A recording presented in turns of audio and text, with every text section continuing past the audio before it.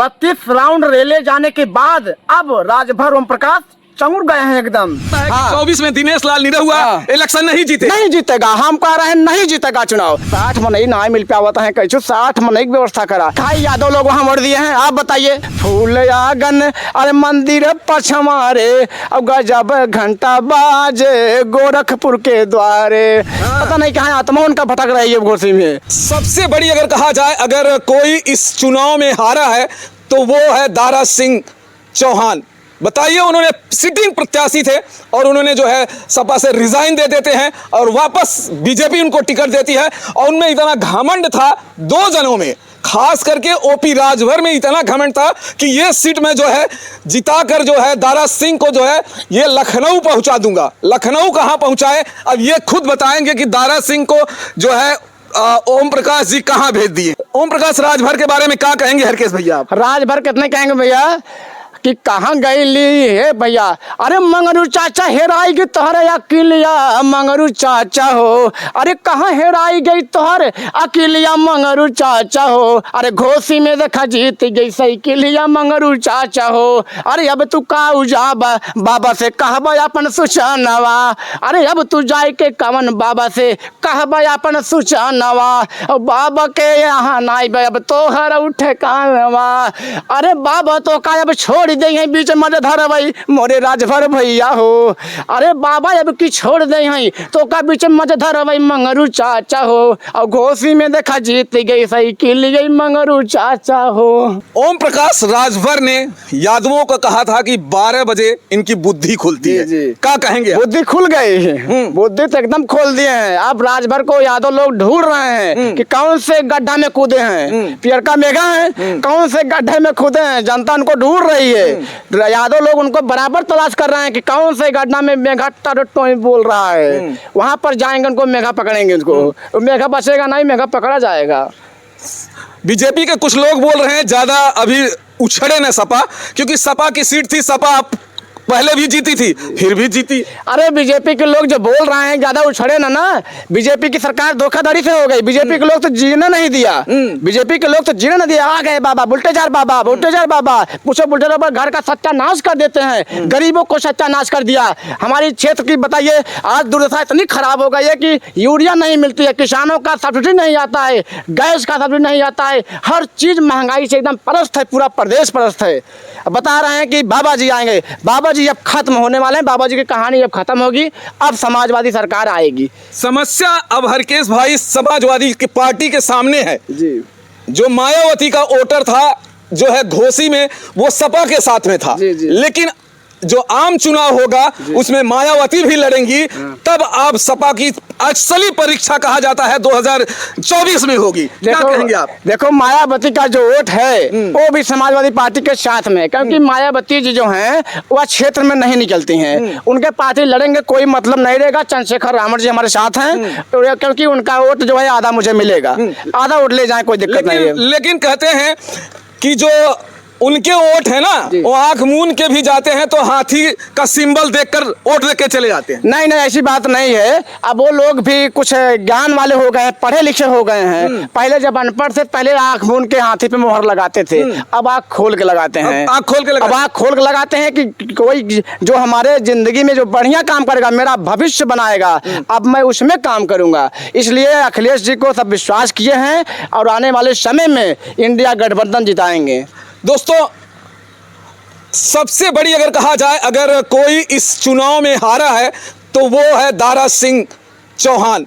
बताइए, उन्होंने सिटिंग प्रत्याशी थे और उन्होंने जो है सपा से रिजाइन दे देते हैं और वापस बीजेपी उनको टिकट देती है। और उनमें इतना घमंड था, 2 जनों में, खास करके ओपी राजभर में इतना घमंड था कि ये सीट में जो है जिताकर जो है दारा सिंह को जो है ये लखनऊ पहुंचा दूंगा। लखनऊ कहां पहुंचाए अब ये खुद बताएंगे कि दारा सिंह को जो है ओम प्रकाश जी कहाँ भेज दिए हैं? ओम प्रकाश जी भेज दिए नहीं, ओम प्रकाश और दारा सिंह साथ में लेकर चले गए हैं बाबा जी के मठ में, घंटा बजाने गए हैं दोनों लोग। हाँ। भैया अब इधर से खाली हो गए हैं घोषी से, और हम भी पूरी तरह खाली हैं। आप चलिए दोनों लोग बाबा जी के मंदिर में, वहीं घंटा बजाया जाए मठ में। अब बाबा जी उनको बुलाए हैं, फूल आगन अरे मंदिर पछवारे, अब गजब घंटा बाजे गोरखपुर के द्वारे। अब गोरखपुर में घंटा बजेगा, वही लोग बजाएंगे ओम प्रकाश जी और दारा सिंह चौहान जी। इन लोग को जनता एकदम नकार दिया है, जनता ने इनको अब कभी अपने यहाँ नहीं बुलाएगा। इस 24 में ऐसे फड़फड़ाते रहेंगे, इनका कोई मतलब नहीं, और ये जिसके साथ ओम प्रकाश राजभर रहेंगे उनकी सत्यानाश कर देंगे। लेकिन जब योगी आदित्यनाथ की रैली थी उसमें जो है बीजेपी से ज्यादा झंडा कहा जाए तो सुहेल देव का ही था। अरे सुहेल देव का था, सुहेल देव का एक वीडियो नहीं वायरल हुआ था, आप लोग भी देखे होंगे भैया, कि राजभर जी हेलो हाँ 60 मनई की व्यवस्था करा, कैसे 60 मनई ना मिल पावत है, कैसे 60 मनई की व्यवस्था करा। बताइए 60 आदमी हेर रहे हैं लोग, 60 आदमी कैसे चुनाव जीतेंगे? मतलब हर के सब कहा जाए एक तरह से इल्जाम लगा रहे हैं कि वो जहाँ पे जो लोग आए थे मतलब वो सब बाहरी या खरीदे हुए थे। टोटल जितने थे झंडा लेके चल रहे थे वहाँ पर सुहेल देव पार्टी का, सब खरीदे हुए आए। आप वीडियो देखे थे, उसमें कहे हैं कि ये भैया हमको 60 आदमी चाहिए, 60 आदमी नहीं मिल रहे हैं राजभर को। राजभर की तो एक वोट उनके साथ नहीं गई। आप भी देखे रिजल्ट आया, राजभर पूरा समाजवादी पार्टी के साथ है। राजभर के लोग तो उनकी श्रद्धांजलि कर दिए थे। पता नहीं कहाँ आत्मा उनका भटक रही है घोषी में। अच्छा। अब आत्मा भी वहां से हटा दिया गया, जो आत्मा थी उसकी शांति करवा दिए। आत्मा को कौन जो है उनका शांति कर सुधाकर जी, सुधाकर जी जो आत्मा उनकी भटक रही थी वो भी शांति हो गई, अब एकदम शांत हो गए। नहीं तो वहाँ घोषी में आत्मा भटक रही थी, कुछ आवाज बोल रही थी। आत्मा जानते, जब आत्मा भटकती है तो भैया आवाज बोलती है, इसलिए अब आत्मा को शांति पूरी तरह से राजभर को मिल गई है। दिनेश लाल निरहू बोले हैं कि एक सीट से जो है इतना कुछ उछड़ रहे हैं, अभी 24 का पूरा चुनाव बाकी है। देखो भैया दिनेश लाल जी जो हैं एकदम उनकी आवाज को कोई मतलब नहीं, वो क्या बोलते रहेंगे। अभी हमारे शिवपाल चाचा जी आए थे, कहे थे भैया का आप नाचा गावा, हमें राजनीति कर ही दिया। आप जौन कर रहे हो आप वही करो, नाचो गाओ। अखिल नाच गान के गा के तो वो सीट जो है जीत लिए थे। अरे नाच गा के जीत लिए थे तो धोखा हो गया था, और जीते नहीं है। 24 में जीत दिखा दें, 24 में अगर औकात हो तो चुनाव जीत के दिखा दें आजमगढ़ से। मतलब आपको लगता है कि 24 में दिनेश लाल निरहुआ इलेक्शन नहीं जीतेगा? हम कह रहे हैं नहीं जीतेगा चुनाव, और बहुत बुरा हारेगा। आने वाला परिणाम बताएगा, मैं चलूंगा आजमगढ़।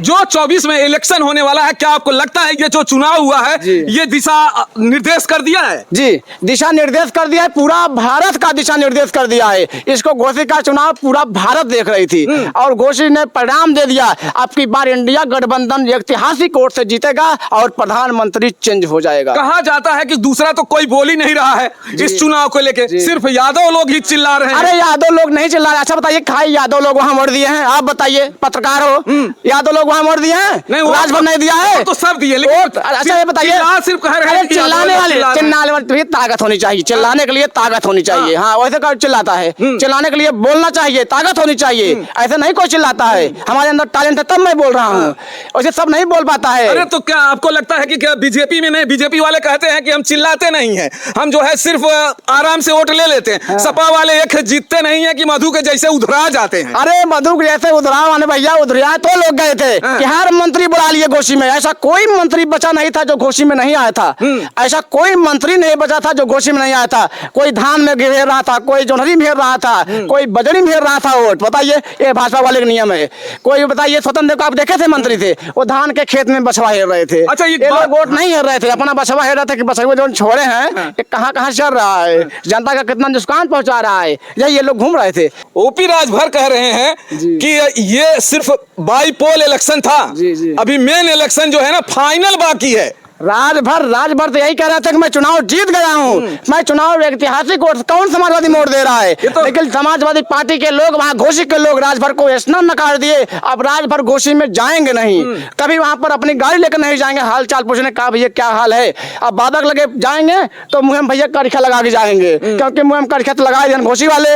अब मुँह में करिखा लगा के बाबा के पास जाएंगे, बाबा जी एक बार धोखा हो गई, माफ कर दो, अब 24 में नहीं करने दूंगा धोखा। लेकिन बाबा जी से निवेदन करूंगा, अगर बाबा जी राजभर को रखे रहेंगे, बाबा जी को खत्म कर देंगे राजभर। अच्छा, ये दर बदलू दर बदलू वाले नेता जी। का अब अगर मान लीजिए उनको फिर से सपा में आएंगे तो क्या सपा वाले रख लेंगे? नहीं भैया, आप तो भूले में नहीं रखेंगे। भगेला मनई कहीं नहीं टिकते हैं, वो भाग जाते हैं। इसलिए भगेला मनई को हम राष्ट्रीय अध्यक्ष से निवेदन करूंगा भैया, चारे रहें लेकिन जो रहें सही रहें। हाँ, दल बदलू नेतन को अपने पार्टी में रखना एकदम सख्त मना है। 2 गज दूरी, दल बदलू नहीं है जरूरी। तो एक बात बताओ हरकेश भैया, जब चुनाव जो है सपा हार जाती है तो ईवीएम चिल्लाती है। ईवीएम खराब इस होती बार जीत गई तो क्यों नहीं बोल रही ईवीएम खराब हो गई है? अरे भैया, ईवीएम आपकी बार वो लोग खराब नहीं किए। असम वो लोग जान रहे थे कि मेरा घोषी में वोट नहीं है, जहाँ वोट कुछ रहता है वहाँ पर ईवीएम कमी कर देते हैं। नहीं, ये तो सिर्फ जब मैंने ईवीएम कमी करते हैं। 24 देखो 22 का चुनाव ऐसे समाजवादी पार्टी नहीं हारी है। हमारे 100 विधायक 100 वोट से हारे हैं। 100 विधायक 100 वोट, 150 वोट, 50 वोट से हरा दिया गया है। तो ईवीएम का ना ही दोष है, मेरा दोष है। वो लोग तो एमपी भी हारे थे और कहा जाए अरे भैया, राजस्थान भी हारे थे, छत्तीसगढ़ भी हारे थे।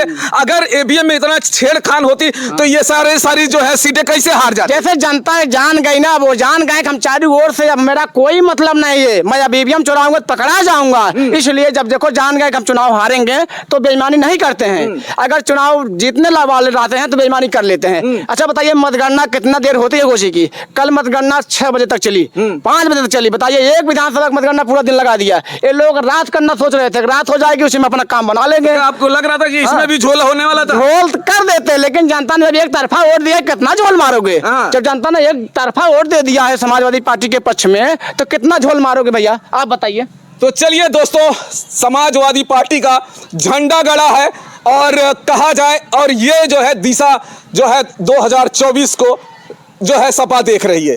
और जहां तक देखा जाए कि बीजेपी की बात की जाए तो बीजेपी को बहुत गहरा चोट लगा है, क्योंकि बहुत बड़े बड़े स्टार प्रचारक जो है वहां पर प्रचार कर रहे थे और उन कहा जा रहा था कि ये जो चुनाव था ये कोई सुधाकर बनाम जो है दारा सिंह नहीं था, ये चुनाव बीजेपी बनाम सपा था और इसमें सपा ने जो है बाजी मार ली है। तो चलिए, अच्छा आप अखिलेश भाई से क्या कहना चाहेंगे? मैं अखिलेश भैया से निवेदन करूंगा, 24 में आप मुझे कुछ जिम्मेदारी दे और मुझे मंच पर चढ़ाएं। मैं मंच से चढ़कर जनता में अपनी बात रखूंगा, प्रधानमंत्री के लिए बात रखूंगा। जो मोदी ने जनता को जुमला फेंका, बोला कि मैं 2 करोड़ नौकरी दूंगा। बताइए, जनता गरीब हमारे कितना नौकरी पाया? नौजवान साथियों को कितना नौकरी दे दिया प्रधानमंत्री ने? 15 लाख रुपए दूंगा। 15 लाख ने देख, अमित शाह तड़ी पार कहे जाते हैं जो अमित शाह हैं, वो तो बोले थे कि भैया 12वीं के बाद इंटर करना है। उनका तो जुमला कुछ हल्का ही रहता है। लेकिन प्रधानमंत्री जहां रैली कर देते हैं वो इलेक्शन जीत के लेके चले जाते हैं। अरे भैया, जनता वो इलेक्शन नहीं जीतते हैं, ये पैसा जिता देता है। और जनता को वहां पर पैसे से बुलाया जाता है, जितनी बस पूरे उत्तर प्रदेश के आदमी बुलाए जाते हैं रैली में प्रधानमंत्री के। हरकेश भाई, प्रधानमंत्री तो बहुत अच्छा काम कर रहे हैं। कौन सा काम प्रधानमंत्री भैया किए हैं बताइए? महिला बोलते हैं महिला सुरक्षित है, महिला कहाँ सुरक्षित है? नागपुर में आप देख रहे हो, मणिपुर में देख रहे हो, नागपुर में क्या हुआ, मणिपुर में क्या हुआ, उसके बाद देखो आजमगढ़ में क्या हुआ, यहाँ पर बनारस में देखो आकांक्षा वाला क्या हुआ। किसी के लड़की का सुनवाई नहीं हो रही है, कोई महिला सुरक्षित नहीं है सरकार में, और हाथरस में यहाँ तक सुनवाई नहीं हुई। बताओ कौन जिम्मेदार है?